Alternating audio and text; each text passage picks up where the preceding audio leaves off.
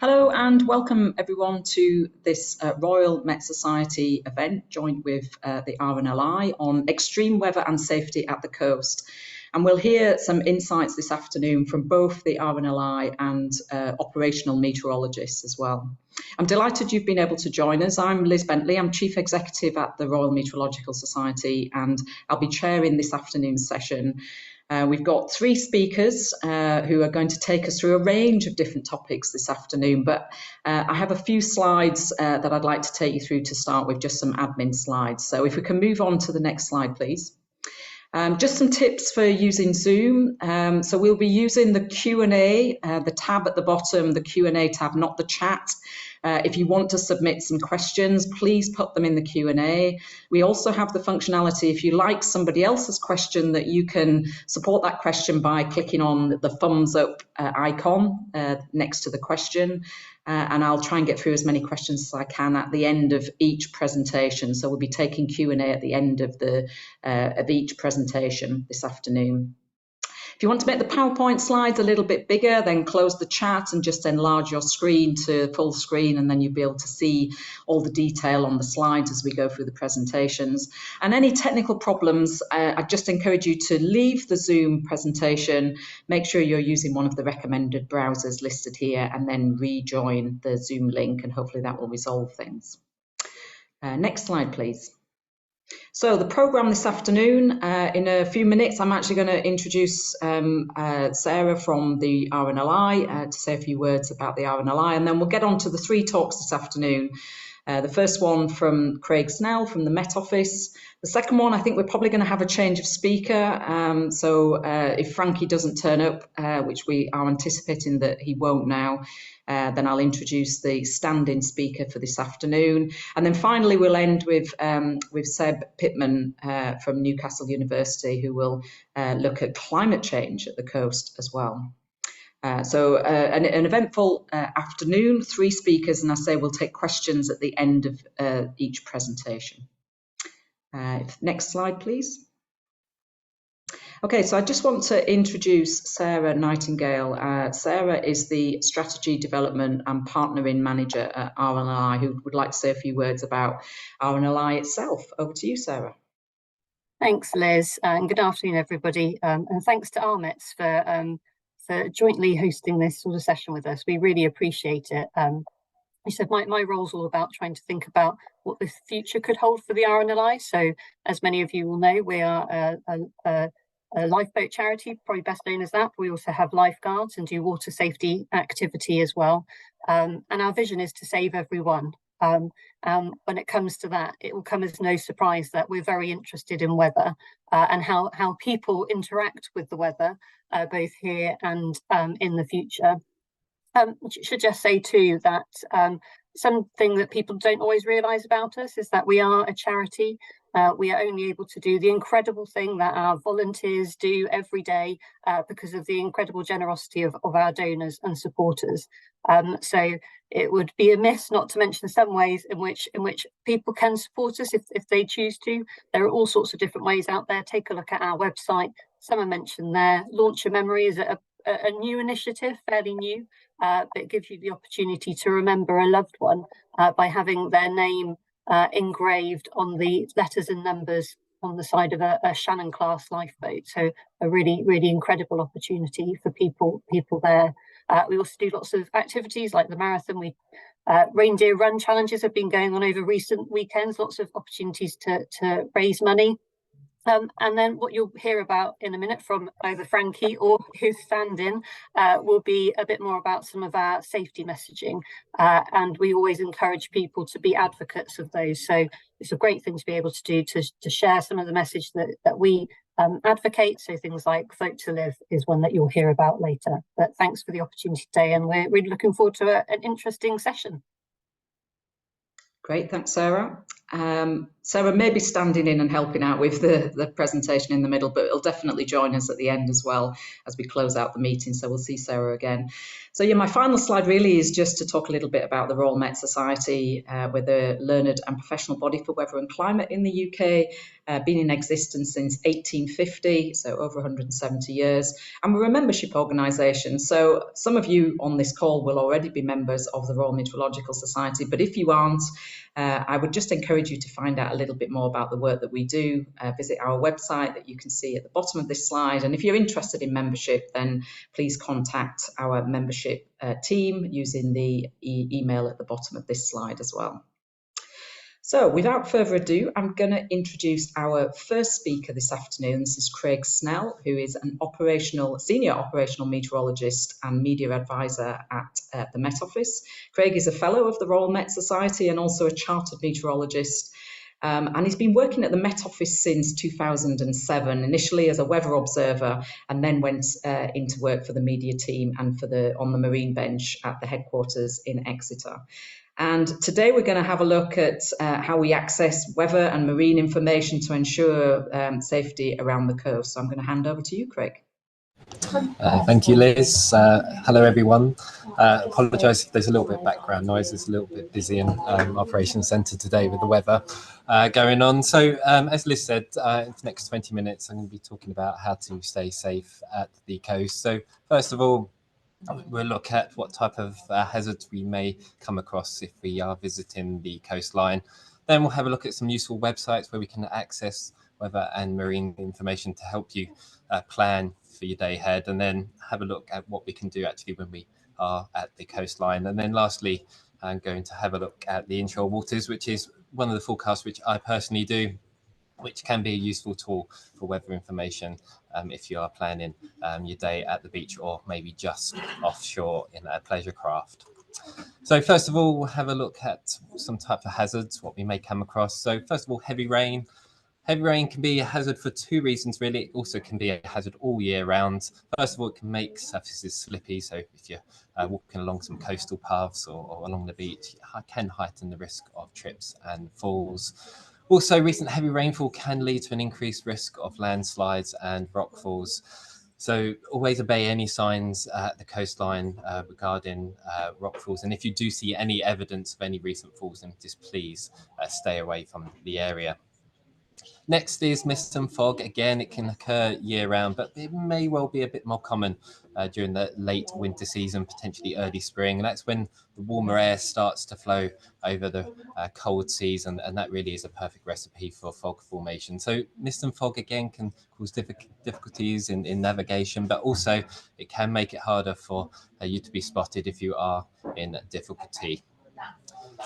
Also wind, and it's not just the strength of the wind. I'll come on to the strength of the wind in a little bit, but it's also the direction of the wind can be crucial. A strong offshore wind, so what I mean by that is the wind blowing out to sea, can cause problems, especially if you're on an inflatable. It can quickly blow you out to sea. So it's certainly one to be very informed on. Also, thunderstorms, again, can occur throughout the year, but maybe a little bit more common during the summer months. They can come on quite quickly. It could be a nice blue sky day, and then all of a sudden it turns quite dark and ominous. And if you start to hear thunder, best advice really is to seek shelter immediately. If you can't seek shelter, then stay as low to the ground as possible until the storm clears away. And then even on a blue sky, sunny day, it doesn't mean that we're going to be hazard free. The sunshine in itself can be a hazard, can cause sunburn and sunstroke, and warm weather can also make the water more inviting, and especially during certain times of the year, again, quite early on in the kind of spring, summer season, it may lead to something called cold water shock. I'll go into this in a little bit more detail very shortly, but basically, if you're planning a day at the beach, always make sure you're fully prepared, and if it is a sunny day, make sure you wear sun protection and stay hydrated, especially if it's going to be a warm day. And then lastly, on the weather side of hazards is stormy conditions, very strong winds. So we've only got to cast our minds back to Sunday and with Storm Debbie, and before that we had Storm Kieran. Both of these events caused very large waves at the coastline. The waves can first of all cause rapid coastal erosion. So if you, literally in a day, the landscape of the coast could change. So coastal paths could become quite dangerous again to navigate, and again maybe heighten the risk of rockfalls and landslides. Also can potentially increase the risk of rip currents, which again I'll come on to in a little bit. And even if you're actually staying on shore, if you're walking along the coastline, large breaking waves can easily sweep you off your feet. Only 15 centimeters of water can knock you off your feet. So it may be tempting on a stormy day to go down and look at the large waves, but the best advice really is to stay away from the coastline. So as I said, as I said earlier on about cold water shock. So cold water is basically anything below 15 degrees. And water that temperature can seriously affect your breathing and movement. So this image here is which I took earlier on today.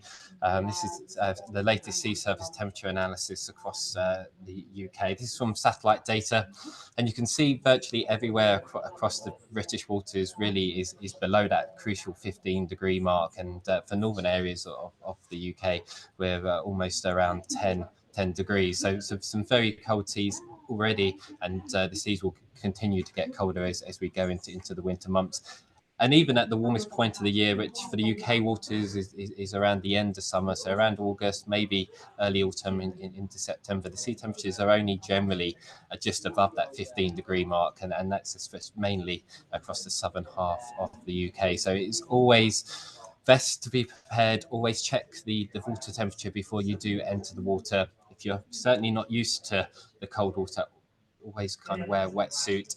If you're on a pleasure craft, a flotation device is best to have close by. And if you do enter the water unexpectedly, the best advice really is to basically don't panic. The initial effects of the cold water will pass in less than a minute, so don't swim straight away because that will just quickly exhaust you. And really, the main message, and I think this will be probably talked about later on, is to float for your life. So stay relaxed. If you can't swim, just try and stay as floated as possible until help arrives. If you can swim to safety, then obviously do so. Up next really is tides. UK and Ireland have some of the biggest tidal ranges in the world, so they can easily catch you out if you haven't checked tide times before you go. Getting cut out by tides contributes to quite a significant number of RNLI rescues every year in the UK. And a beach which was completely clear yesterday could easily be covered in sea at the same time today. And there's two different types of tides which we have in a month. We have a set of tides called spring tides and a set of tides called neap tides. The spring tides have the greater depth of range, so high and low water is more extreme. So at high tide, the water comes up further along the beach. Neap tides have less variation, so the difference between high and low tide is slightly less. So the best advice really to avoid getting cut off by the tide is certainly to check the tide times before you head to the beach. While you're at the beach, be aware of your surroundings, keep an eye on what the tide is doing. The beach can be quite vast, but the tide can quickly come in, and the depth of water in some places can change as much as 10 meters throughout the day. So it is always important just to keep an eye on what the tide is doing. You can find information about tides through various apps, on weather reports, on local websites, and then at the coast itself, at the Harbour Master Office, tourist information centres, and also some shops also will display that along some promenades. And then one of the more important hazards really is rip currents, which are strong currents which can quickly drag people and debris out from the shallows to deeper water. In the UK, the majority of our lifeguard incidents are involving rip currents, and they are unfortunately a major cause of accidental drowning on beaches across the world. So they are a very important hazard to be aware of.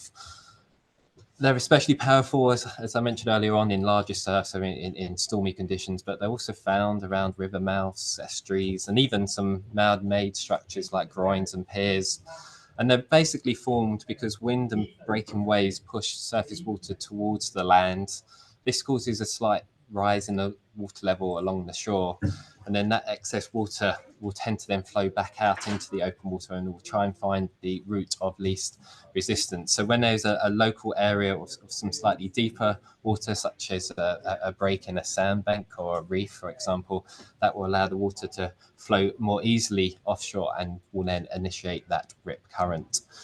They tend to flow around 1 to 2 miles an hour, but some can flow as strong as 4 to 5 miles an hour. So that's faster than an Olympic swimmer. So it's certainly wise to swim against one. And they're also very difficult to spot. They sometimes can be identified by a darker and flatter area of water surrounded by some churning, choppy water. And this video, which I'm just about to show you, a very short clip from the Coast Guard and Maritime Agency and also the RNLI, really highlights this.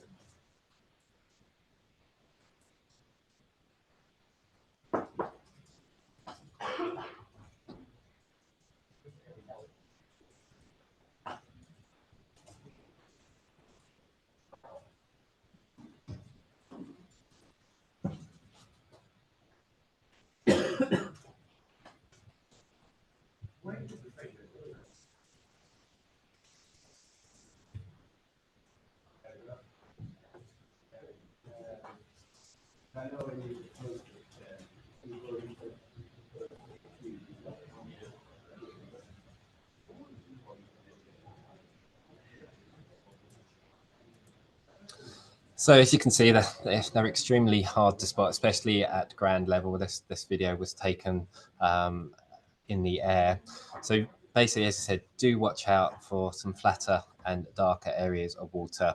And if you're at a lifeguard patrolled beach, then the lifeguards will certainly be knowing where these areas are. And if you unfortunately do get caught in one, then again, main message is firstly, do not panic, and also do not try to swim against it. You'll just get exhausted. You will not be able to swim back to shore if you are swimming against that rip current. If you can stand, then just wade, don't swim. If you can, swim parallel to the shore until you're free of the rip, and then you can head for shore. But main message really is just raise your hand and shout for help, and hopefully the help will come quite quickly for you. So they're the hazards. So now we know them. How do we find information to kind of help us be prepared for these hazards and to keep us safe? Well, firstly, I may be biased, but the Met Office website and app have some very useful information. We have actually got some dedicated beach forecasts available on our website for beaches across the UK. And they don't just usually give you the usual temperature and weather you'd normally expect to see on our website, but also some extra information about coastal conditions. So this includes tide times. So the next high and low tide will be available on there. But also the height of the waves and the period of the waves, which may be a bit more useful for anyone which is going to be surfing or bodyboarding, but more for us as a kind of a beach goer. It will have the wind direction in association with the beach line, so you'll be able to work out whether the wind is coming offshore or onshore. And at times of hazardous weather, it will automatically display some advice at the top of the page to tell you that actually the beach conditions will be slightly dangerous. Depending on the level of danger, these notices will change. So on this day when I took it last Friday, it's advising that you do need to use some caution because the waves are expected to be bigger, and also there could be quite a strong wind which may blow you off course. It's not just on our website. We have also got this on our app, and we have collaborated with the RNLI with this on beach safety. So they have helped us produce these beach forecasts, giving the safety tips. And it's not just on our app and on our website. We also offer advice from the RNLI on our social media channels, especially during periods when we know that coastal safety is going to be at high priority. Away from the Met Office, windy.com is also quite another useful website to find weather forecast data. This website has it in more of a graphical format running out for the next 5 days. You can run the data through, so you can work out roughly when it's going to be raining, what the visibility, wave and wind conditions are also going to be like in your area. But more useful is that it also displays webcams, which sometimes display either current or often live conditions, so you can make an assessment before you even head out the door. So if we kind of zoom into the kind of Lyme Bay area, you can see that there's plenty of webcams lining up along the coastline. And this image here was taken earlier on this morning at Sidmouth. You can see you don't need to kind of head out the door to work out that the conditions along the coast were pretty wet. The sea's a little bit choppy too, so you can safely make an assessment whether or not to get down to the coast before you head out the door. Another useful website is WaveNet, where you can view latest weather information, mainly this time from weather buoys located around the coastline of the UK. So this is an important website for checking out sea temperature, but also wave height again and direction. So if you are planning a dip out in the sea, then this is certainly a website which could be very useful for you. And then lastly, really, the RNLI website itself, where you can learn lots more about coastal safety and get advice from the experts there, and also get advice on what to do if you do unfortunately get into trouble while you are at the coast. So once we are at the coast, how can we stay safe? Well, best advice really is to go to an RNLI lifeguard patrolled beach. You can find the nearest one on their website too. And once you're there, always obey any signs which are being displayed. So at an average beach, there's probably around 4 flags which you may come across quite commonly. First one is the red and yellow beach flag, which displays that there is a lifeguard being patrolling the area, so it's a pretty safe place to swim. If the red flag is being displayed, then it means that there's a significant severe hazard, and basically it's unsafe to swim, so do not enter the water at all times. The black and white checkered beach flag is for surfers and other watercraft users. Highlights the zone where you may be seeing surfers out in the water. So if you are a swimmer or a bodyboarder, then don't use this area.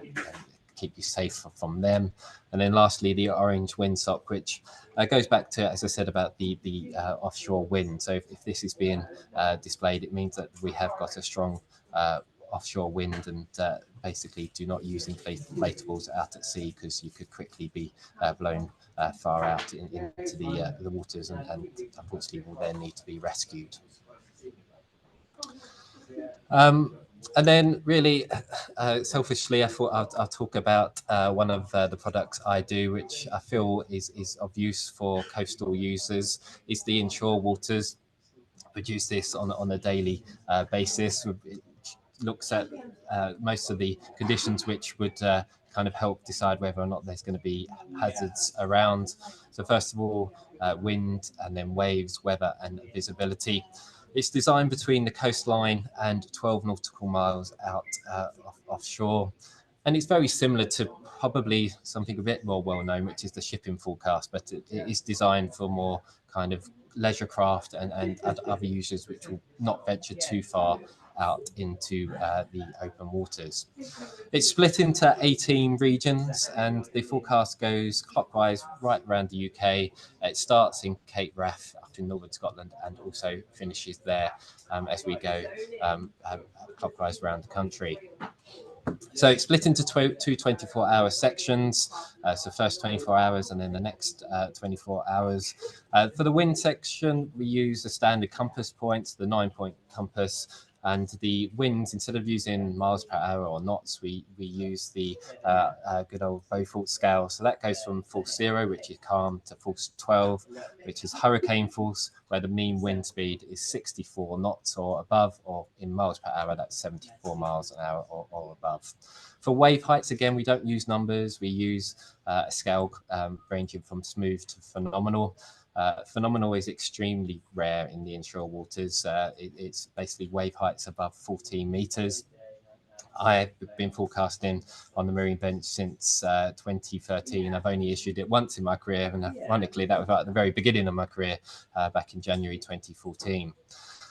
Weather and visibility are generally linked together. Weather being the main driver really for visibility issues. Again, we keep it quite simple. We only really use the terms rain, showers, snow, fog, and thunderstorms. And if there's no weather at all, then we just use the term fair. So we don't have a very wordy forecast like you may see on a script on a website or on the news. It's just very basic, so people can make a really quick decision on whether or not it's safe. And if we're forecasting a full 6 wind or above, which is a strong wind, then we issue a strong wind warning for the area. And as I go on, I will quickly show you an example in a second. That then is highlighted, because full 6 and above really is when winds start to become a little bit dangerous for kind of pleasure users. Big ships certainly won't have a problem with a full 6 wind, but for us nearer the coastline, it can cause significant issues. And lastly, the forecast is issued 4 times a day, so it's always fairly up to date with the latest weather information from our models. So this was taken from what I issued earlier on today. So this is for the kind of Lyme Regis area once again. So you can see it's a very nice, simple forecast, very little words on it. Draw a few things from it. They said the red banner at the top is indicating that we have got a warning out. So the conditions are expected to be a little bit rough around the coastline. But you may well see that in the wind line, there's this word later. That if we see the word later, it indicates that that specific element. So regarding this one is the west or northwest 4 to 6 is going to be happening in the last 12 hours of that forecast. So it's a way for us to kind of try and get some time elements into the forecast without making it too complicated. And then reversely, as you see on the sea states, we've got this word at first. Well, that means that this rough occasionally rough at first offshore means that we're expecting rough seas, but only in the first 12 hours of the forecast period. So really, in summary, as I said, there are various coastal hazards across the coastline, including weather hazards. As I said, rain, even the sunshine can be a hazard, but away from the weather, tides, cold water, and more especially rip currents are hazards to be fully aware of. Always check the weather and tides before you set off. And if you can, head to an RNLI lifeguard patrolled beach. If in difficulty, always stay calm and try to call for help when you can. And the main message really, and all times, whenever you're along the coastline, is to respect the water. That's it from me, Liz. I'll hand it back to you for questions. Thanks, Craig. Excellent presentation. Thank you for that. So if anybody has any questions, could you please put them in the Q&A? You can pop in already. And if you like any of the questions in the Q&A, please use the thumbs up icon to support it. While I'm waiting for a few more questions to come in, Craig, I just wanted to talk about warnings. Maybe a few questions. So you mentioned about the inshore waters having warnings relating to 4.6. Would these, are they kind of similar, overlapping with the national severe weather warnings? So would you anticipate that you'd have a national severe weather warning out at the same time as inshore, or can they be separated? And also within the national severe weather warning, sometimes you get a little bit of detail about coastal effects like storm surges and wave heights. So maybe just to talk a little bit about that as well. Yes, of course. So our strong wind warnings for the inshore waters will go out anytime we have a full 6 wind expected around the coastline. Sometimes that full 6 wind may well just be kind of towards the very end, like very offshore parts of the inshore waters forecast. So actually the coast itself might have slightly less strong winds. So the National Severe Weather Warning Service is geared up for land based activities. So it is fairly common even in the summer months to have kind of strong wind warnings around the coast and no warnings out at sea, at across the land areas. But yeah, you're rightly mentioned, when we do expect some very strong winds along the coastline, if we have got national severe weather warnings forecasts in, we will always kind of talk to the Environment Agency and also the Maritime and Coast Guard Agency and the RNLI to kind of assess the kind of coastal conditions. Sometimes, especially during, as I said, neap tides, when the tides are less high, then a strong wind may well not have as much of an effect at the coastline as if we was at a period of spring tides. And then even spring and neaps, the different months of the year, we can have bigger springs than other months. So especially around equinoxes and solstices, the springs can be higher. So if we get a very strong southwesterly wind along the Devon Cornwall coastline and it coincides with a high spring tide, then we would certainly kind of be warning people to go nowhere near the coast, because we all know that would be kind of causing some very large waves around that part of the world. Great, thank you. So question from Graham, just a little bit more explanation about how the coastal water forecast is created. What model outputs are you using and how much human intervention goes into producing these forecasts? Good question. So here in Exeter, we obviously have our own UK Met Office models, but even that, we have various models. We have our global model, which looks at the forecast right around the globe. That's at a slightly lower resolution. It's still a lot better than it was when I started. We are the resolution is getting better every kind of year with that. But we have a zoomed in model, which is down at 1.5 kilometre resolution around the UK. So I on the daily basis, I'll be looking at both the global and the UK model, but also other models from around the world. So some people may have heard of the European Centre of Medium Range Forecasting. That's based in Reading. So I'll be looking at their model output and also the American model, which is called the GFS model, and assessing all of these models, hoping that most of the time they're all saying the same thing. But even yesterday was a very prime example. We have got this low coming along the kind of English Channel. Thankfully for the UK, but not so much for France. France have had the worst of this system. But even yesterday, some of the models had it a little bit further northwards towards us, and others had it further south. So I had to kind of look at all of these models and then make the decision myself, by looking at kind of past performances of models and other situations where we've had fairly similar kind of events, and going, well, actually, I think this is going to be the most preferred scenario, the most likely track of this system, and I'll adjust the forecast accordingly. So it's a bit of both. The models are getting better and better every year, but thankfully for me, we are still needed to make that final assessment. Great, thank you. A question from Jeff, and I guess this is how you use terms within the forecast itself. So he talks about the wind range being between force 4 and 6. Now 4 is fairly benign wind, and most marine kind of vessels would be fine in that, but force 6 clearly not. So using a range of 4 to 6, the question is that appropriate? So force 5. Is it better to break it down, maybe force 4 to force 5, 5 to 6, or having a wider range just makes it a bit more complicated? So any views on that, Craig?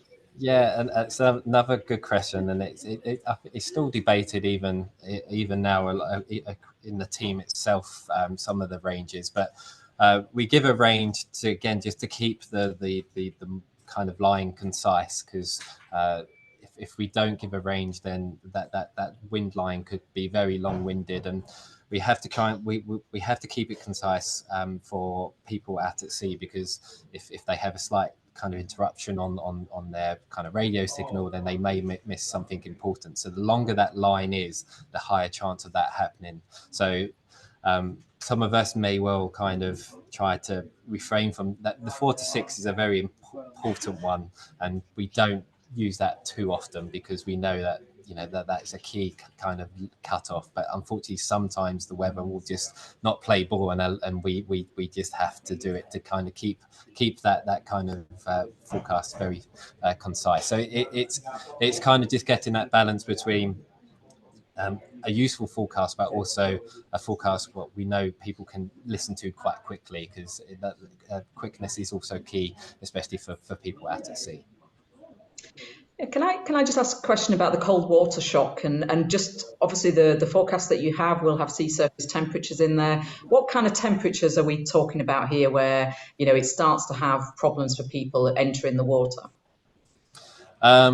Well, as I said, 15 degrees below is when we start to kind of start to see people start to potentially have breathing problems. Obviously, it will depend on the person. Some people, you see people even in the winter kind of swimming in open water and in lakes. So some people are a little bit more used to it, and they all know how to control their body to kind of adapt to that cold water, how they can breathe properly. But for a person, especially kind of early on in the spring summer months, when we get our first hot-ish day and people head to the beach, they might go, let's just jump in the sea. Even for myself, I reckon I would probably get a massive shock, just because at that point the water is still cold. Our coldest point of the year is adjusted for water. It's different to our air temperature. So for air, we're like our coldest point of the year is January, February time. But for water, you're probably looking early spring. So it's depending on the person, but basically, especially if you're not used to the water, even water, what you might think is actually not that cold, can still cause problems. Great, thank you. Okay, a couple of questions in the Q&A, but I'm going to leave you to answer those as I move on to the next presenter, Craig, if that's okay. So I believe Frankie is not able to present, and I am extremely grateful, therefore, to Tim and Sarah, who are going to do a bit of a double act and give us a presentation around the RNLI. I'm going to hand to Tim first. So Tim is the National Water Safety Partner at RNLI. We've met Sarah already. I think I think we're running the slides from our end, aren't we, for your presentation? So let's get going. Over to you, Tim. Super, thank you very much, Liz. So yeah, I'm standing in for Frankie. He's been called away to something, such as the nature of our work here in the charity. So my name's Tim Doran. I've worked for the charity for over 10 years, and my background is as a beach lifeguard, as a surfer, as a swimmer, and I grew up messing around in the water. So I've always lived on the coast and always been actively involved. So today, Sarah and I are going to talk a little bit about extreme weather, safety at the coast, and basically what you can do to keep yourself safe, what you can do to keep other people safe. But we're going to sort of lift the skin and sort of give you a little bit into the insight of how we make our decisions about when the highest risks are for us, for our volunteers, for our staff, for members of the public as well, and really looking at that weather. How does it impact us, and how does it impact all of our activity? So one of the phrases that we use is that anyone can drown and no one should. And ultimately, if you take one thing away from today's presentation from our side, hopefully it's anyone can drown, no one should. And the tagline is float to live. And we've got lots of case studies that show that keeps people safe. And if you see someone in difficulty, you can ask them to float to live before you do lots of other things. So the next slide is a short video, and it outlines what we in the RNLI do, and it outlines who we rescue as well. So next slide, please.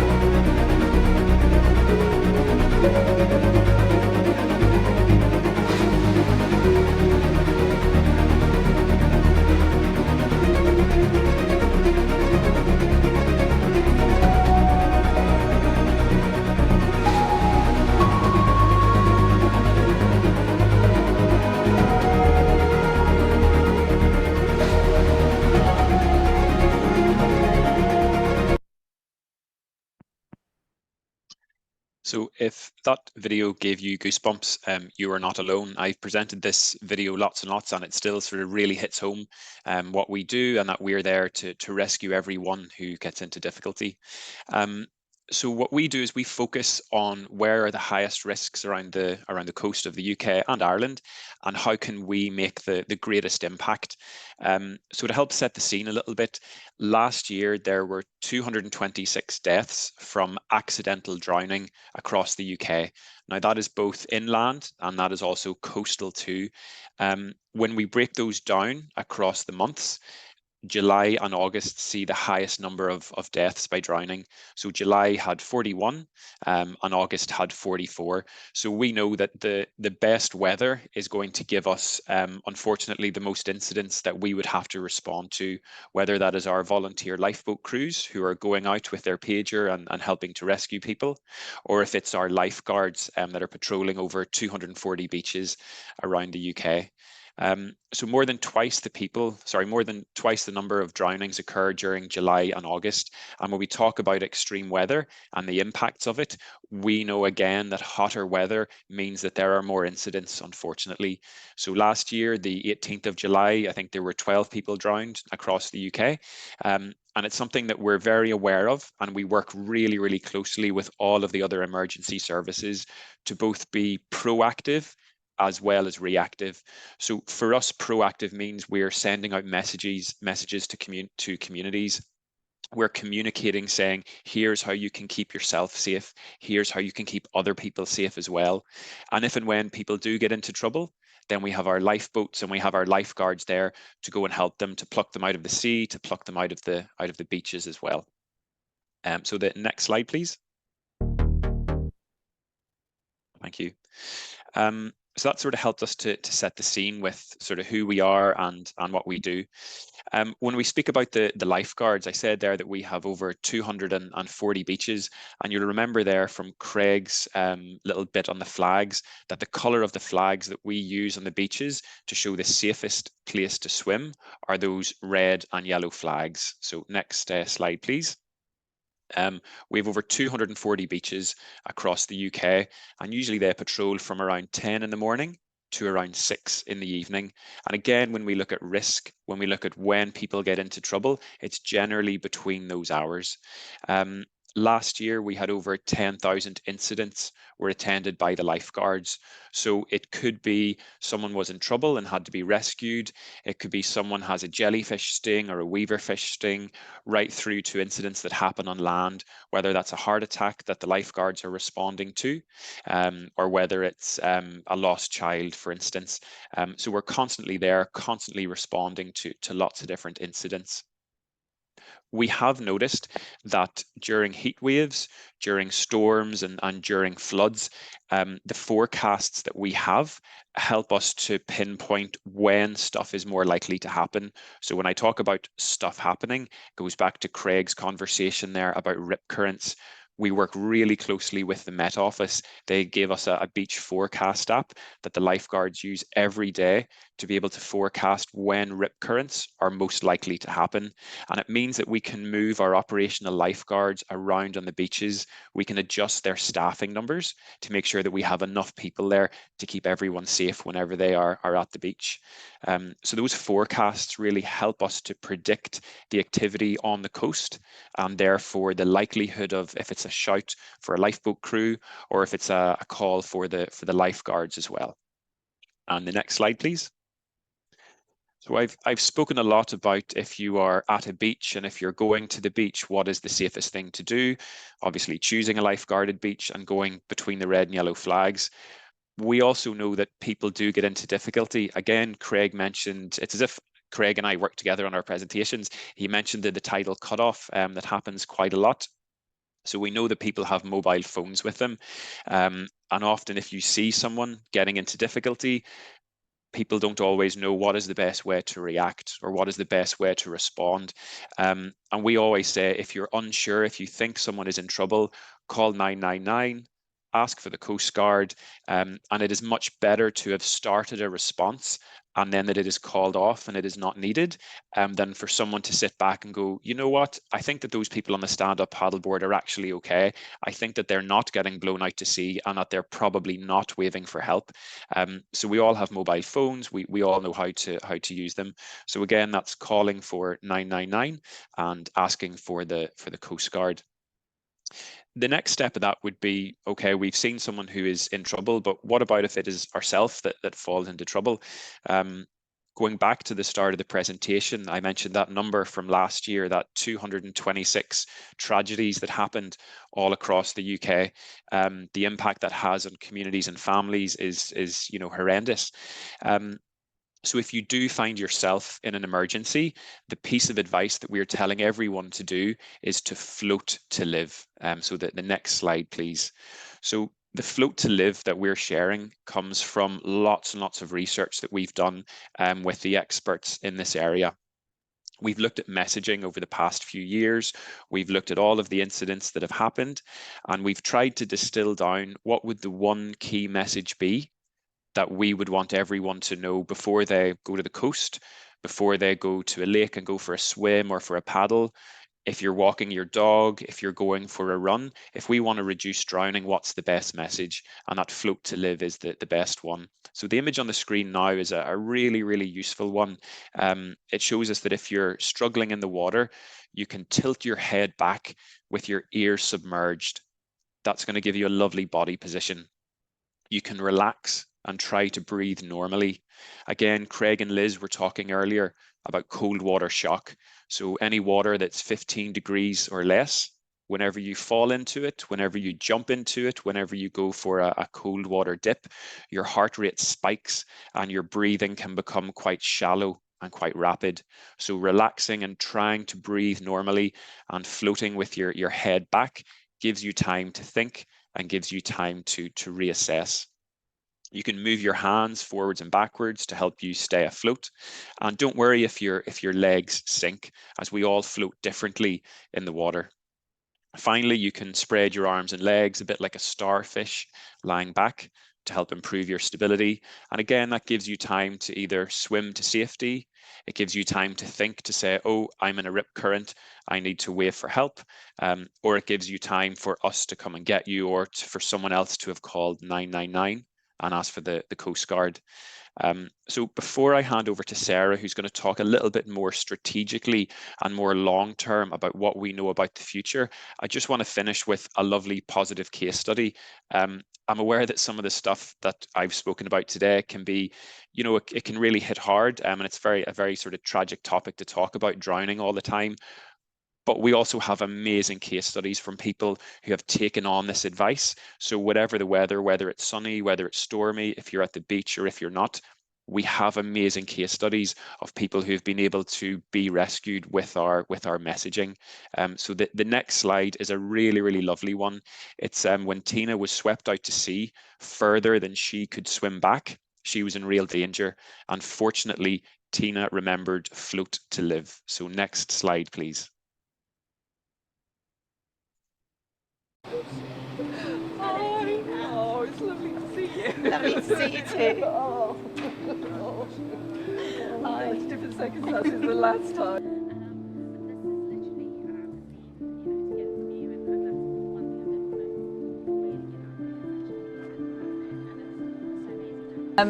We've gone to Cornwall for a week's holiday. We love Cornwall, we go there every year. And we decided it was a beautiful day. We actually had the weather on our side for late September, which was great. I decided I was going to go out for a little paddle, see if I could see a couple of seals. So I went out for a paddle, was enjoying the sunshine. And at that point I realised that when I went to put my feet down, there was nothing there.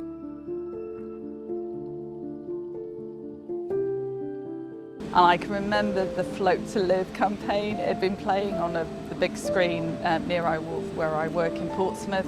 It just allowed me to sort of relax a little bit, sort of shout for help, float a little bit. It allowed me to go over the waves using that techniques and just to try and calm my breathing and actually calm the panic that swells up to you when you realise you are that far out in the water.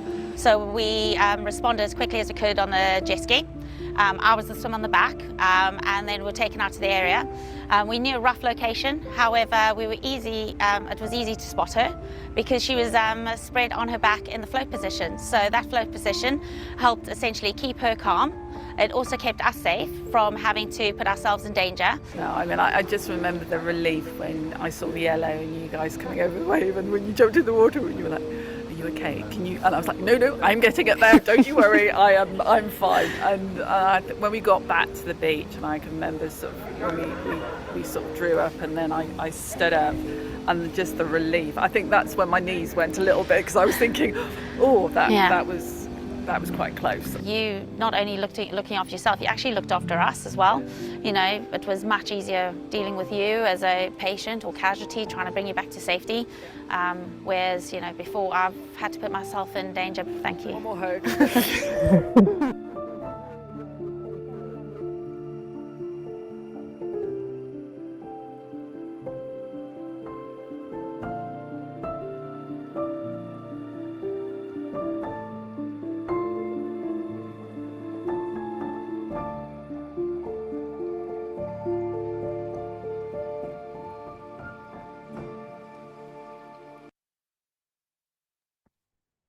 Thank you. So I'll leave the last slide. That's our penultimate slide, and I'm going to hand over to my colleague Sarah. So Sarah, would you like to introduce yourself? Yeah, any questions? I'll be here as well. Thanks, Tim. I think the introduction was probably done earlier, but I think, as I said before, part of my role at the RNLI is to help us to look ahead and think about what could lie in store for us as an organisation, and how we make sure that going into what will be our 200th year next year, we're set up to continue to save lives and to continue to be there into the future. And I guess when we think about extreme weather, we always think about it with a couple of different time horizons in mind. So we've always got thinking about what's actually happening today in the here and now, and what's that mean in terms of the demand on our lifesavers, whether lifeguards or lifeboats. We're also looking a bit further ahead and thinking, actually, you know, what's the forecast looking like? How does that influence messaging that we might want to put out with the likes of the Met Office and others? We work, as you can see, very, very closely with a range of other organisations in that water safety messaging space. But we're also starting to think about the longer term too, and thinking, well, actually, if those are the extreme weather that impacts us today, how could that change in the future? And it won't come as any surprise that one thing that we're increasingly interested to better understand is what climate change means for us as an organisation. We are very conscious that a number of the different elements of climate change could have a bearing both on the nature of the risk that people find themselves exposed to at the coast. You know, we're talking about a very dynamic environment anyway, and when you overlay climate change on top of that, it becomes more complex and more dynamic. We're also interested in understanding what are the implications of climate change for us in terms of how we are able to respond and how we are able to help save lives into the future. And we've done some kind of initial work on this. We always recognise that we're not the experts on climate change. We're not climate scientists. We're a life-saving organisation. We're a charity. So, you know, this is why we're so pleased to be able to do this sort of event, because we learn a lot through others. And I'm sure there are lots of people on this call who are far more expert than us. But some of the areas that we've looked at perhaps won't come as any surprise given what you've heard already. So I think both Craig and Tim talked about how actually it's often the nice weather where we find the biggest risk and we find the biggest demand on our services. So one of the questions that we have to consider is that looking ahead with changes in terms of average temperatures rising, more frequent heat waves, more prolonged dry periods, particularly in the summer. What does that mean in terms of you know, the demand on our services? And our current hypothesis, having done some modelling work looking at the correlation between lifeboat demand and temperature and sort of precipitation, is that actually, sadly, we anticipate that demand on our services is going to increase in the future because of climate change, along with some other factors, but climate change being a key part of that. which is why the importance of messaging around water safety becomes even more important. Other areas that we've started to understand better, but are still, as I said, in the process, the impact of climate change on coastal environments. So Craig, I think, mentioned things about coastal erosion and coastal change and what that can mean for things like landslips and for coastal paths. And obviously that means something for us in terms of risk, but out of necessity, a lot of our locations have to be very close to the coast. We have to, we're located on the water, and therefore in many ways we're on the front line when it comes to sea level rise and a changing coastline, coastal erosion, coastal flooding, all those things which are expected to intensify in terms of the risk with a changing climate. We have to think, how do we make sure we are set up to continue to respond in that environment? And actually what we found is once you start exploring climate change in more detail and you look across the breadth of different hazards that have been identified by the likes of the Climate Change Committee and through the UKCP projections, actually wherever we look, we can see climate change having some sort of impact on us. And so what's going to become increasingly important as we look ahead is that we work more with others like the Met Office and others who know more about this, so that we are better able to be set up for that kind of future. So we understand the risk and we can think about how best we ensure we are set up to respond to it. I think Seb's we're going to talk a bit later on about in a bit more detail, but hopefully that just gives you a flavour of how, when we're thinking about extreme weather, as I said, we're thinking about what confronts us today, what's going to confront us tomorrow, and what we need to be thinking about when we look about, the day after and the day after that. Thank you. Brilliant. Thanks, Sarah. And thanks, Tim. Thanks both really for stepping in at short notice to fill this slot as well, but excellent presentation. So any questions for either Tim or Sarah, please put them in the Q&A. There's a couple in there at the moment, actually. One more a statement and then a question, which we might be able to, you might have a view on, certainly. So John says that what 3 words and the OS Locate are great apps to give locations for emergency services. I can see you nodding, but it might be nice if you want to say a few words on that. And Rod asks, so it used to be preferred to call 112 from the mobile instead of 999. I was told that 999 will go to any area, whereas 112 goes to a nearby local switchboard, so you're more likely to get local knowledge. Is that still true? So I'm happy to attempt the first question from John. So yeah, What 3 Words is an absolutely brilliant app. It is used by an awful lot of the emergency services, not only in the UK, but around the world.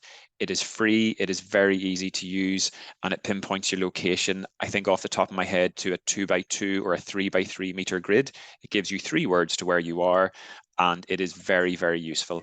So that's maybe one action if you're looking at this webinar going, what can I do to make myself a little bit safer, or those around me? Downloading the free app on your phone, John, really, really good idea. The second question from from Rod, a really, really interesting comment. I would love to say that I know the answer. I don't know the answer, Rod. As far as I know, 999 works very, very well, but it could very much be true that 112 gets you to a closer switchboard. I don't know that. I don't know, Sarah, have you any additional knowledge? I don't on that one. I say our advice is very, very clear on 999, so that would continue to be our advice, but that's definitely something for us to look into afterwards, I think. So thanks for that. Great, thank you. So I just had a question around, you mentioned the number of deaths, both coastal and inland waters. Do you know the kind of percentage of how many deaths are inland and how many are coastal? And how much work does the RNLI do inland? I think we're very familiar about your coastal waters work, but how much do you do inland? Sarah, do you want to kick off and I'll support? Yeah, I always wish I had the stats in front of me. I think it's roughly about half and half is fairly evenly divided, but I'd have to double check for the precise answer.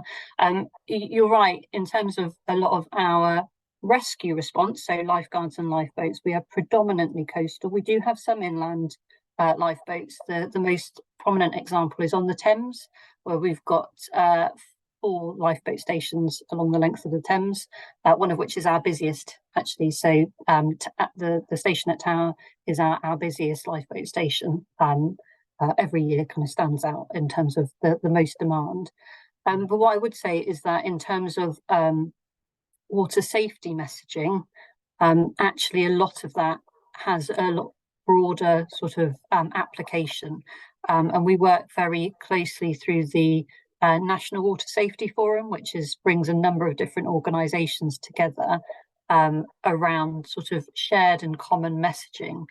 So one of which was the Respect the Water, which was a campaign we ran a few years ago regularly, and now is something that forum uses more broadly and in a way which is applicable to a number of different sort of waterside environments. So, you know, working with kind of inland waters or canals and lakes and things as well. So water safety, I think, has got the potential to have reach to anywhere where you interact with water.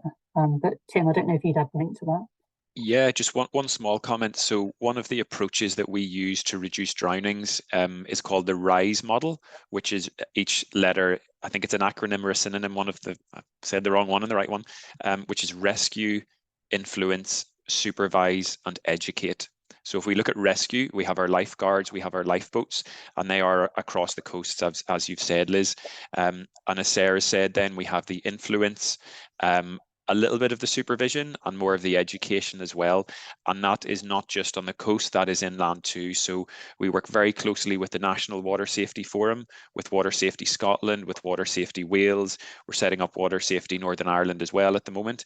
And there's lots of other smaller local bits of work going on with local schools, with cities. We do look at where do people get into trouble and how can we work with partners together, because it would be very arrogant of us to go, oh, we have all the solutions and we can do this on our own. That is not the case. We have to work with partners to share messaging, to learn from our partners as well, to ask where are we not relevant, where has someone maybe not heard of the RNLI and has not heard of float. And that's a big challenge for us, but it's one that we're really excited about and actively working on too. I think it's worth saying though, the Float to Live, as a public information messaging was extremely successful, got out there. And as you say, that could be for lots of reasons. But I think other organisations could look at how and what you did in order to get that message out and learn a lot from it. I think it was a real positive thing to do. A little bit more chat going on in the Q&A around the 112, and not specific questions, just some thoughts. And a question around climate change, but I'm going to park that one, Graham, because our final talk from Seb is going to focus on climate change. So we'll maybe come back to that after Seb's talk. But a big thank you to Tim and Sarah, both for the presentation, but particularly for stepping in at short notice. So I'm going to move on to our final presentation this afternoon and introduce Seb Pittman, who is a lecturer in physical geography at Newcastle University. He previously briefly worked at RNLI as a coast risk analyst, but the focus of the presentation this afternoon is on climate change, particularly when we're looking at the coast. So over to you, Seb. You're on mute.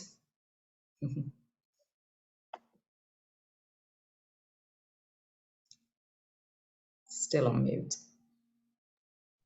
Yeah. You'd think we'd know this now, wouldn't you? Sorry. So thanks, Liz. I'm coming at this very much from a coastal process point of view. That's my background, looking at coastal risk and how and why people get into trouble at the coast. And it does follow on very nicely from Sarah's overview in terms of what the RNLI are thinking about into the future.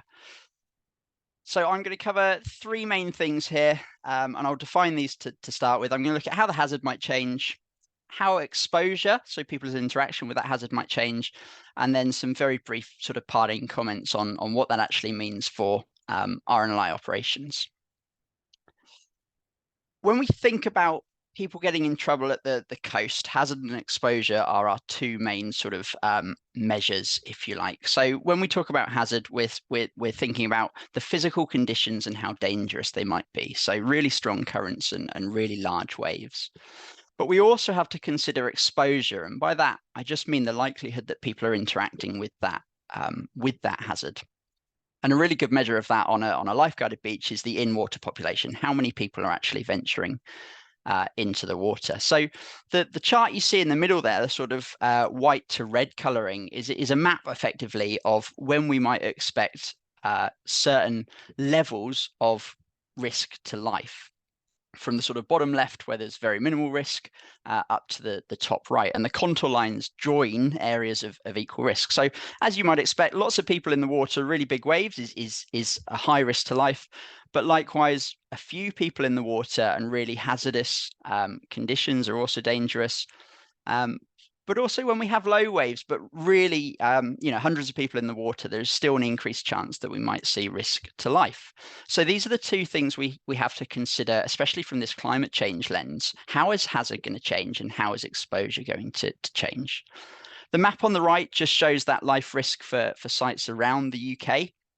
And you can see a little bit of a clustering in the southwest of areas that are sort of hold a higher life risk portfolio, as it were.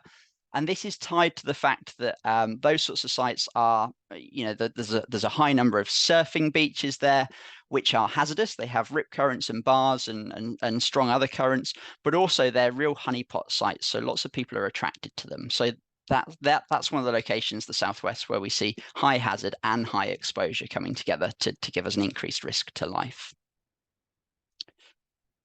When we start to think about the future, this is a slide from the Met Office in terms of some of the changes that we might expect to see. So just to pick a couple out here, we can expect to see more heavy rain, more wind storms, and actually it says there's some, not all evidence supports an increase in wind storms, but broadly we think for winter at least we're going to see perhaps more storms and perhaps more intense storms, and both of those things conspire to increase the level of hazard. And as you've heard already, we're a little bit concerned about the warm weather too. So we're going to see an increase in warm spells and dry spells. And the impact they have at the coast is they increase our exposure. More people are drawn to the coast when we have nice weather. So I'll look at those two things just separately as we go through. And let's just start with how hazard might change. When we think about changing hazard and the fact that storms might change, we might see more intense, more frequent winter storms. We know that these are our high hazard conditions where we have really serious incidents at sea. The plot you're seeing here just shows some of that data for lifeboats. So this reflects lifeboat callouts. The grey outline shows when through the year we see the occurrence of life at risk incidents. And what I mean by this is incidents where the RNLI have certified that either they saved a life through their actions or unfortunately a life was lost. And so we see that actually most life at risk incidents, most incidents occur over summer. The blue bars on the bottom are the fatalities in those life at risk incidents. So where we have unfortunately a fatal outcome. Positive bars indicate where it's more likely compared to the background level of incidents or spread of incidents, and negative bars is where it's less likely compared to that background grey trend. And so although we see more life at risk incidents in the summer, we actually see a higher proportion of fatalities in the winter months than perhaps we might expect. And so as we start to look to the future and think about, well, okay, what if we get more winter storms? What does that look like? There are a couple of, or an obvious consequence is that if we see more storms, that might equal, it will certainly equal more serious life at risk incidents, but it might also mean that we see more fatalities, unfortunately, through the winter as a result of that increased storm activity. The flip side is, if we think sea surface temperatures are going to increase, we know sea surface temperature is really closely linked to survivability at sea. You've heard a little bit about cold water shock, but also the amount of time someone can be in the water under certain conditions before they succumb to things like hypothermia. So it's a mixed message for the future. You know, we don't know what the relative balance of these two things will be, but we are going to see changes, and that's clear. I'm going to just highlight some, I guess, outcomes from the recent Storm Babette that we saw, I think, 4 weeks ago now. I want to be clear that I'm not suggesting one extreme event is indicative of climate change, but we know that weather patterns are likely to change. We think storm tracks might change. At the coast, we might see waves that come from different directions to perhaps what we're used to. And so unusual storms like Babette are interesting to pull out some of the coastal hazards. So Babette had exceptional and prolonged rainfall, multiple red weather warnings, and we saw an unusual sort of south to north storm track for this event. When we go to the coast, the wave conditions were exceptional, especially the northeast and Scotland, really, really unusual wave activity. We saw wave heights in excess of 4 meters for 72 hours. That's 6 successive high tides where there are really significant and strong, dangerous waves, and maximum wave heights up to 9 meters high. As we start to pull apart some of the coastal hazards as a result of that, we've heard a little bit about cliff fall, and we know that extreme rainfall can reactivate unstable cliffs. It can change coastal paths. You know, people can bank on their walk being safe, knowing the tides, but actually if they get 3/4 of the way along and the path is impassable because of a landslip, they might be more subject to tidal cutoff. And we also know that cliff falls can happen in the days after the event has passed. So there's almost a lag effect at times. So this is a really serious consideration if we're going to see more extreme rainfall into the winter. Prolonged storms or multiple storms in quick succession rapidly and largely reconfigure the coastline. The middle image here is Blythe in Northumberland. That's actually a promenade on the right-hand side, and you used to be able to step right off the promenade onto the beach, but they actually had to close this because so much sediment was stripped from the beach and it became dangerous. And going back to tidal cutoff, if we see really serious erosion, that allows the tide to come in further than perhaps people might be expecting. And so again, there's maybe a tidal cutoff risk if we see big reconfiguration of the coastline. And on the right-hand side, that's erosion as a result of this recent storm. No infrastructure at risk there, but we do know a number of locations around the UK where infrastructure and people's homes and also lifeboat stations are at risk from coastal erosion. So that's a key consideration as we move forward. There's obviously the question over people's behaviour as well, and this is where the duration of Storm Babette really comes into its own and becomes, I guess, quite an interesting thing to consider. Storms often present risk to property and or livelihoods, and people will naturally want to protect those things. If we're going to see more storms that are more intense, more frequent, then people are going to be forced to take more risk in order to protect those things that are dear to them. So the picture on the left-hand side, again, this recent storm it says they're a boat owner braving the conditions in the harbour to secure boats. You'll notice that he looks pretty wet there. He's not wearing a buoyancy aid or a life jacket or anything like that. But clearly, you know, this was on balance to this person. This was a really important thing that he needed to do, and maybe that the risk to their own life at that point was less considered. The top right, we see this every single storm. The Met Office and the RNLI messaging is really good and really clear about this. Don't go out and get your selfies and your pictures from within the waves almost. But if we're seeing prolonged events, this gives people more opportunity to do this. Storm Babette was unusual because media interest in it grew and grew and grew as the days went on, because it just seemed to keep having an impact. And so public, I guess, interest and awareness of the event also grew, and that drove more and more people out to the coast, potentially undertaking this sort of risk-taking behaviour to get their own snaps.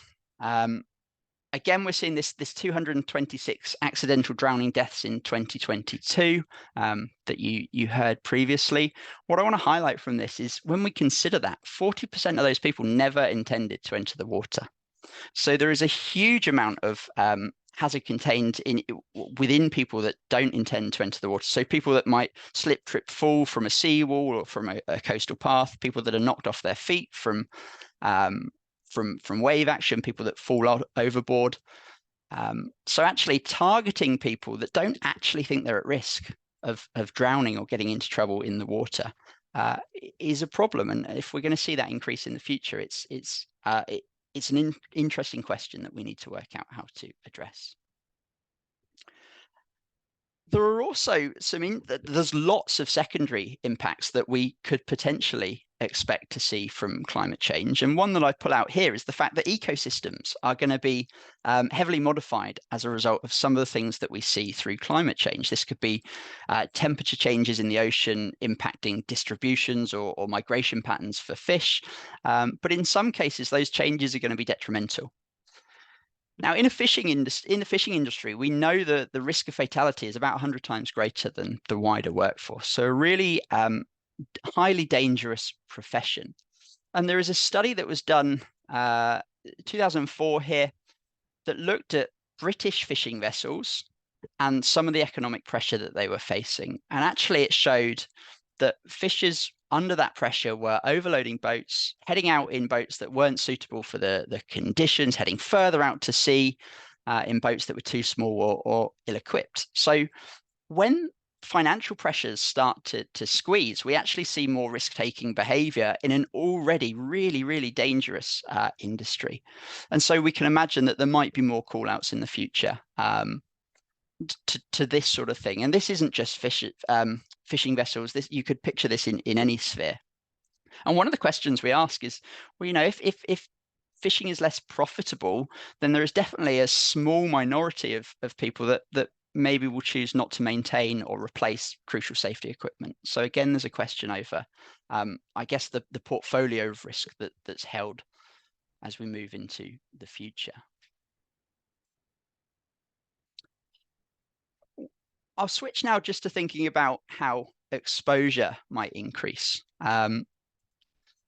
The graphic I show here just is some headline facts from the State of the UK Climate Report 2017, specifically the extremes supplement.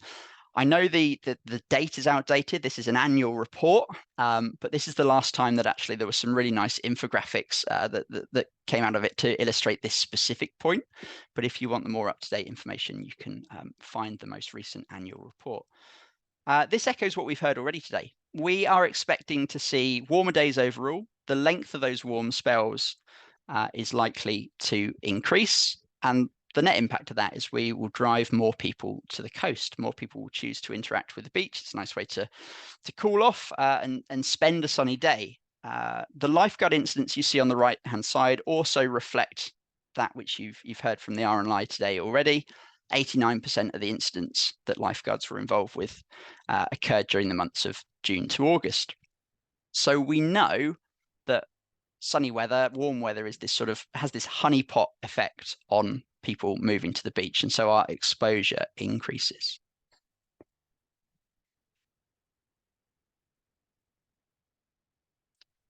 What we're less sure on is what that means specifically for example, for drowning risk.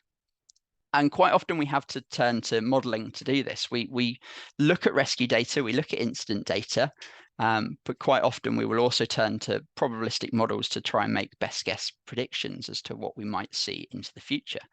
So really interesting study here that looked at injury really broadly, really generally in the USA. And what it said is that if we were to have an anomously warm year, so where every day, for example, was about 1.5 degrees hotter than the background trend, drownings, in this case for young males in the USA, would increase by about 14%. Young males are picked out specifically there because they are our high-risk target audience for drowning, especially at the coast, as opposed less so for boating, because they undertake more risk-taking behavior. They maybe over-predict their ability and underestimate the risk. So young males are a really target demographic for this. So this modeling said if we saw that warm year, drowning in that target demographic might increase by about 14% per year. In this study, drowning was the only injury type that was was the injury type that was most controlled by temperature, which reflects what we think we understand anyway. Warmer temperatures lead people to stay in the water longer. So when we talk about exposure, there is more chance that they might interact with a hazard and come to some harm. But also, if at the end of their time in the water, they start to interact with a hazard, they may already have expended lots of energy if they're swimming or something like that. So actually their ability to mobilise out of that hazard could be reduced by the fact that they've already exerted a lot of energy through their leisure in the water. And another thing that we know is those nice long summer holidays are also correlated really nicely with increased alcohol consumption, which is a major risk factor for drowning around water. So it's not as simple as more people moving to the beach. There are other compounding factors here. Their behavior once they're at the beach on a really warm day changes as well. And that's really hard to account for and consider. And really briefly, I just want to, I guess, carry on from what Sarah said in terms of what do we think this means for the way the RNLI do their work, the way that operations might go into the future. A couple of things that initially jump out, and there's loads of impacts. The RNLI are doing a really good job of mapping and addressing some of these changes already. But for instance, what we might see is increased flooding doesn't just put more people at risk from the flood itself, but it might actually stop crews getting to stations and being able to launch.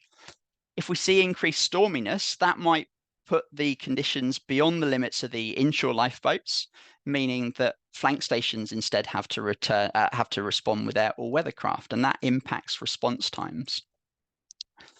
And also, if we're seeing changing weather patterns over a sort of more decadal scale, we might see changes in prominent wave directions, which can reconfigure the morphology in ways that we've not seen before. So shifting sands and sediments and such like. The first two are particularly important because they impact the time it takes to respond to an emergency. If the crews can't get to the station, or if a different station has to respond, that impacts how quickly the RNLI can get to some of their casualties. The graph we're looking at here is life at risk incidents again, so ones where either there was a fatality or the RNLI certifiably saved a life through their actions. And for a number of different incident types, how quickly survivability drops off. And this is based on historic data. It's probabilistic though, so the fact it goes to zero doesn't actually mean there's zero chance. It's based on probabilities. And you can see here that for some of these activities, just the very action of entering the water through this means you have really low survivability. For example, someone that falls from the cliff and into the water. And what we see here is that, as we would expect, survivability drops off over time. And so there is a real difference in some of these activities and some of these methods of entering the water. There's a real difference in that time step and what it means for survivability. So we need to be really cognizant of any delay to launching or getting to casualties could be problematic. And beyond this, there's a whole host of other things the RNLI are considering, such as the increased cost they're likely to face if they have more rescues to do, or longer seasons, longer warm periods. I'm going to leave it there, but I guess my three sort of conclusions to draw that back together. Climate change will physically change the conditions we encounter. We are likely to see greater hazard as a result of climate change. Our exposure to that hazard is also likely to increase. We're going to see more people interacting with the water, even in benign conditions. More people interacting with that water increases life risk. And clearly, as a result, climate adaptation is a priority for the RNLI, and they're doing a fantastic job of mapping out some of those changes already, and are preparing for some of these impacts that we might see. Thanks very much. Brilliant, thanks, Seb. So we have quite a lot of discussion actually going on in the Q&A. I'll try and pick out kind of key questions, but I think the point you've raised about behavioural change and how we can help with that leads on quite nicely from the public information Float to Live campaign that the RNLI did. I guess it's $1 million question, but how do we get a public information message out, thinking about climate change, thinking about how we can keep people safe in the future, based on some of the data that you showed, where we're likely to see an increase in death because of more people going to the coast, more people taking risk, more hot sunny days, all of those things. And it links with a question that Jeff has in the Q&A. So he comes at it more from mountain weather, but he was saying post-COVID, as more people have gone back to doing mountain walking, he's seen people turning up, they've not been looking at the forecast, they're not dressed appropriately. Is there kind of a similar thing that we can look at both for people going to the coast? So they taking more risk, I guess, but how can we get that messaging across? Is there that kind of, 3-word slogan that we could get out there to kind of help with this? Yeah, it's absolutely the $1 million question. We really struggle with messaging around the world. There's loads of studies that show that people that have just walked past a sign onto the beach haven't actually taken in anything that was on that sign. Least likely to listen to our messaging are young males, who are our most at risk group.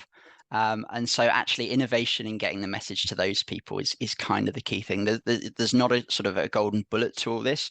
There are really good inroads in certain areas. So for instance, the Surf Life Saving New Zealand have come up with this great, fantastic campaign called the Swim Reaper. And it's an Instagram campaign where it doesn't front itself as water safety messaging, but what it shows is the risks that are posed there. And because of the sort of pictures that they're uploading and the consequences that they're showing, it deliberately targets that young demographic.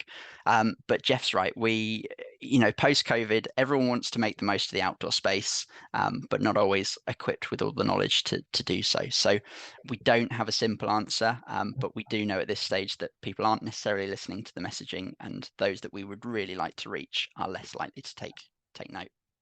Yeah. And probably not a question, but maybe for discussion, and maybe Tim and Sarah might want to come back in for this. But Graham mentioned in the Q&A prior to this talk about, I guess you put it in one of your first slides, Seb, it is inconclusive, really, of what we know about storms, whether they are going to become more frequent, more intense. We know the impact from storms is going to be worse, higher sea level, more coastal flooding, heavier rainfall because of a warmer atmosphere. So we know the impacts are much greater.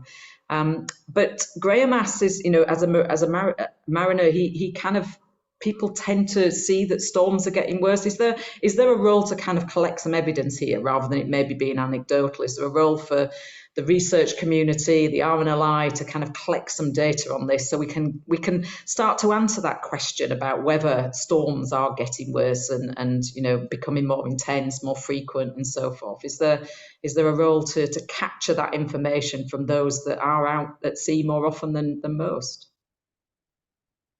Yeah, yes is the short answer, and I think the RNLI data may capture that if we look at the number of shouts, but also the severity of the shouts. That's quite often where lots of the detail comes out. So I think capturing that data as we go is really important, and maybe we need to think about what questions we're asking or what we're recording to make sure that is captured in a useful and manageable way. Just going to add on that. I think one of the big questions this raises for us in the round is around how we deal with uncertainty. So we know that if we look at the science, there's lots of areas where the science is inconclusive and the jury's still out, but we still need to be making decisions.